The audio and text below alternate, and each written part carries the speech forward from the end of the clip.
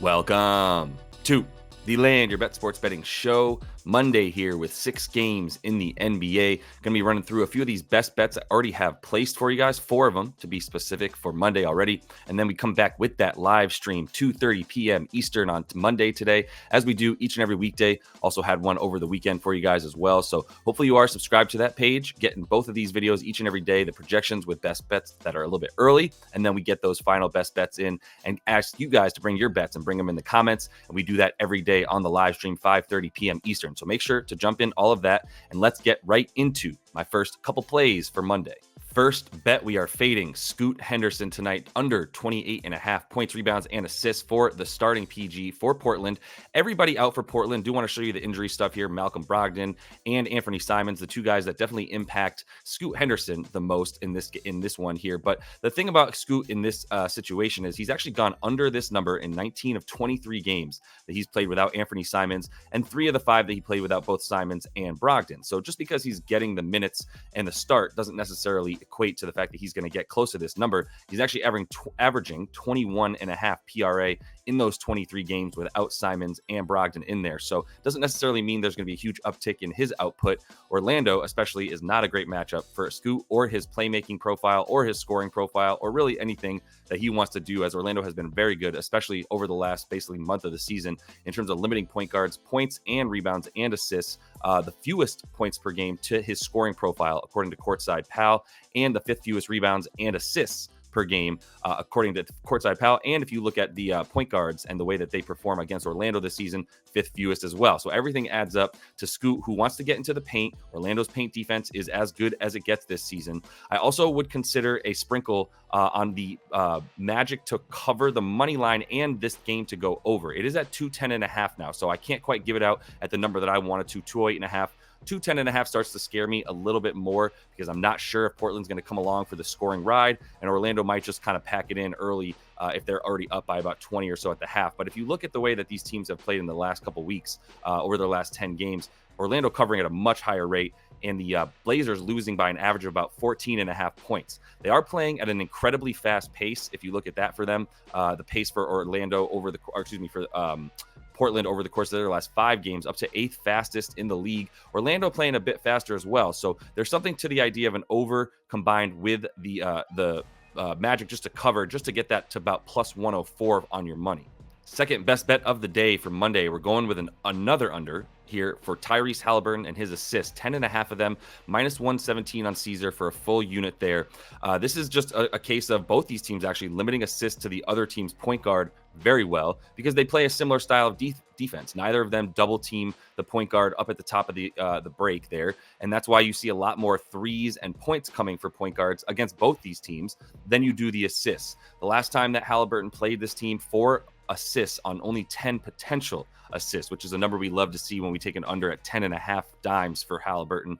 Brooklyn is allowing the fewest assists per game to his playmaking profile, according to Courtside Pal again, and they get cooked in the ISO by ball handlers. The ball handlers on the other team are scoring at a top 10 rate against this Brooklyn squad.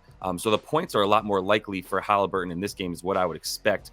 They also have a top 10 defense, does Brooklyn, versus spot-up shooters, not versus pull-up shooters. And Halliburton is someone who's going to be pulling up a lot more. Spot-up shooters would be the guys getting the assist from Halliburton on those shots. And you look at the roll man in the pick and roll game, also a really low points per game against this Brooklyn squad, who really just focuses on packing it in a bit more and not letting you get down low, but they will give it up a little bit more to jump shooters who want to pull up, not necessarily spot up, right? Which is a really nice little segue into my third bet here, which is also Tyrese Halliburton to go over 2.5 3-pointers made. I got a half a unit on that for basically even money on FanDuel, minus 104. And this is a number that I'm getting ahead of with Halliburton, probably going to have this number up to about 3.5 by the time he gets into the playoffs. He was going well under this, shooting about 6 to 7 threes per game. But over the course of his last 5, we've seen that number start to tick up. 4 of his last 5, he's gone over this number to get at least 3 threes.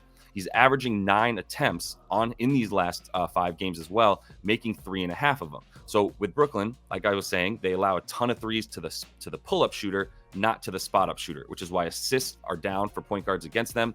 threes, they give up the most of them, 2 point guards on the season. A terrible above the break defense for this Brooklyn squad. And that's why they're going to be very vulnerable to a guy like Halliburton, who has about 6 threes on the pull up per game this season. So he's the exact prototype of shooter to get his against this Brooklyn squad. Final best bet here, Jaylen Duren over 26.5 points and rebounds, minus 122 on FanDuel for a full unit there. And this is a case of him playing this Memphis squad, and one of the rare times that Detroit is actually favored to win a game, which is kind of what I started to look at with Duren. And there's a very pretty clear correlation between his performance when they are in games that they should and do win, and the games that they don't win, which is the majority of them, if they've only got 13 dubs this season. But in those games, Duren, like I said, gone over 10 of 13 here. And Detroit is favored by 2 points in this game. Memphis allows the second most rebounds on the season. They allow the 5th most rebounds to centers in their last 7 games. And that's mostly because they just, for the majority of this second half of the season, haven't even had a center, right? Once they traded Xavier Tillman and let Bismack Biyombo go, it was pretty obvious that they were giving up everything they had down low in the previous seasons where they were really good. Jaylen Duren is the prototypical guy to get his boards in this game. Offensive boards should be there for him. He's had 20 rebound chances in his last 10 games, averaging 14 during that time.